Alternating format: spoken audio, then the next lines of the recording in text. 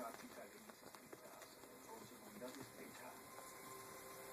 Tienen solamente pocos días. Un permiso así es muy poco común. Pero para identificar al creador del códex, el equipo debe encontrar evidencia concreta del libro en sí. Bueno, veamos lo que estamos por ver. Wow.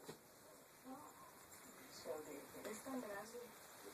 Esto es extraordinario. Así es. Pero esto es como un Messenger, ¿cierto? ¿Cierto?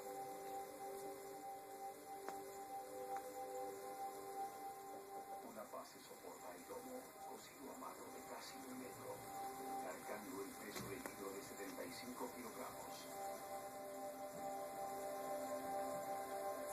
La tarea inicial, análisis de pigmentación.